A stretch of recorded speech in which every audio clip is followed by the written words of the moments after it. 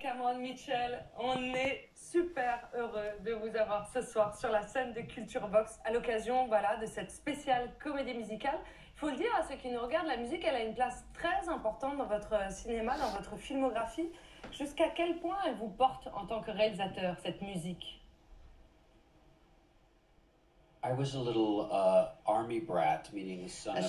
J'étais un gosse de l'armée, je suis le fils d'un général de l'armée, j'ai parcouru le monde et je trouvais une consolation dans la musique. J'adorais toute la musique, j'ai grandi avec le funk, le rock, plus tard le punk, le jazz, la soul. Alors pour moi, c'était quelque chose de très réconfortant et naturellement, je gravitais vers ma première pièce, une comédie musicale, Hedwig and the Angry Inch. John, ce qu'on aime bien ici à Culture Box, c'est revenir tout simplement sur les premiers pas des artistes que l'on invite. Et en fait, vous êtes acteur depuis l'enfance, on va raconter. La première fois que vous êtes monté sur scène, vous étiez élève dans une école catholique pour garçons. Vous interprétiez la Vierge Marie. Et vous chantiez un chant de Noël qui s'appelle Sleep Holy Babe. Vous nous en chantez encore quelques notes? Sleep.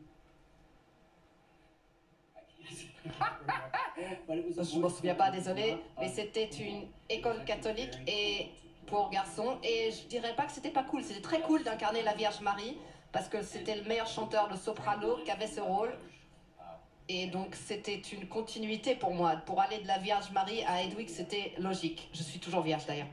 Pour vous, c'est vrai. On ne sait pas vierge de quoi, mais en tout cas, très bien. Vous êtes toujours vierge. Mais c'est vrai qu'on se demandait comment est-ce qu'on bascule de la Vierge Marie à Hedwig. Moi, j'ai grandi dans les années 70, c'était une décennie où il y avait beaucoup de frics. On arborait un drapeau, c'était intéressant d'être bizarre, d'être chelou. Aujourd'hui, les choses sont un peu plus contrôlées.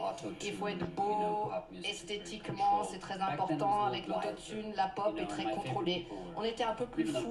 Mes personnes préférées, même si David Bowie était pas forcément complètement fou, mais c'était un grand interprète de la vie pour moi, avec plein de styles différents. J'adorais Stevie Wonder aussi, Patti Smith, et donc j'adorais évidemment Bowie, et c'était mes icônes, des gens très théâtraux.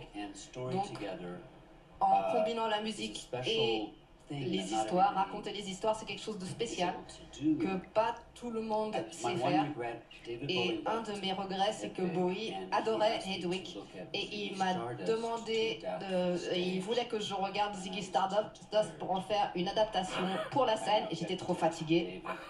J'ai dit non à David Bowie. C'est mon plus grand regret. Je crois que j'ai qu'à me tuer maintenant. Il me reste plus que le suicide.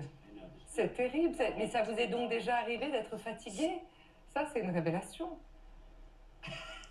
Je sais, et j'étais si jeune à l'époque. Je crois que j'en avais juste marre de la scène, du rock'n'roll, et maintenant je me dis, ah putain, merde. Dans quelques instants, vous allez nous interpréter Wig in a Box. C'est le titre culte justement de ce film musical Hedwig and the Hungry Inch. Qui vous accompagne ce soir? On les fait rentrer sur la scène? Yes, please. Oui, allez, qu'ils arrivent, le voilà.